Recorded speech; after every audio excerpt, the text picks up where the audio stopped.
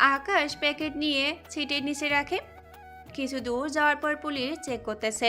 আকাশ ওখানে যাওয়ার পর কিছু পুলিশ আসে গাড়ি চেক করার জন্য। কি ব্যাপার অফিসার, কিসের জন্য চেকিং চলতেছে? এই রাস্তা দিয়ে হিরোইন পাচার হবে এরকম খবর পেয়েছি, তাই এখন চেক করার জন্য এসেছি। ও আচ্ছা, আপনারা তো আমাকে চেনেন, তা আমাকে যেতে দিলে ভালো হয়। ঠিক আছে, যাও তুমি। আকাশ ওখান থেকে চলে আসে। অন্যদিকে কিছু দূরে এসে আকাশ ট্যাক্সি বন্ধ করে। কিছুক্ষণ পর দুটো লোক আসে, ট্যাক্সির নাম্বার মিলিয়ে আকাশের কাছে আসে। প্যাকেটটা দিন। আপনারা কে? ওই তোর কাছে একটু আগে একটা লোক যে প্যাকেটটা দিয়েছিল, ওই প্যাকেটটা আমাদেরই ছিল। একটু আপনাদের নাম্বার থেকে আমার নাম্বারে কল দিন।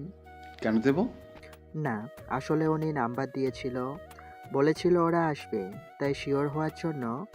আসলে আমি যার মাল তাকেই দেই। তুই তো দেখি কোথাও কাজে একই। ঠিক আছে, কল দেই। ওরা কল দিলে আকাশ ওদের হাতে প্যাকেটটা ধরিয়ে দিয়ে চলে আসে ওখান থেকে। আকাশ প্যাকেট দেওয়া 2 ঘন্টা পর ওই লোকগুলোকে পুলিশ অ্যারেস্ট করে নিয়ে যায়। ওরা তো বলতেই আছে কি কারণে গ্রেপ্তার করা হচ্ছে, কিন্তু ওরা কোনো কথাই বলেনি। কি ব্যাপার, কেন বলছেন না? আমাদের অপরাধ কি? পুলিশ কিছু ছবি বের করে দেয় ওই ছেলেগুলোকে।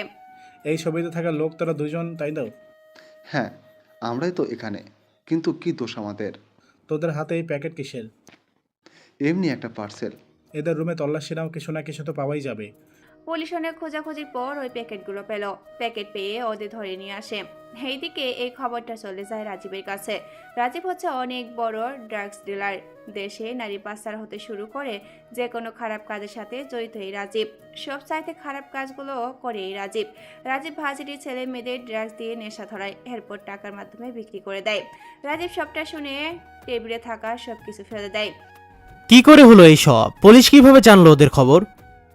বস, আমরা বুঝতে পারছি না, তবে খবর পেয়েছি একটা ট্যাক্সি চালকের হাতে নাকি এসব পাঠিয়েছিল।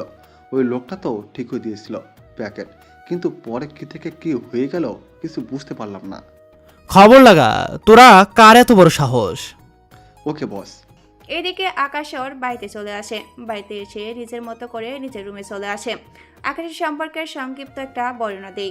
আকাশের বাড়িতে ওর মা বাবা কেউ নেই, শুধুমাত্র আকাশের একটা বোন আছে। আকাশের বোন এবার ইন্টারে পড়ে। ছোটকালে আকাশের বাবা মা মারা যায়। সে থেকেই আকাশ অনেক কষ্টের পর পড়াশোনা করে, তার সাথে ঈশাকেও পড়ায়। ঈশা হচ্ছে আকাশের একমাত্র বোন। আকাশ বাড়িতে আসতেই ঈশা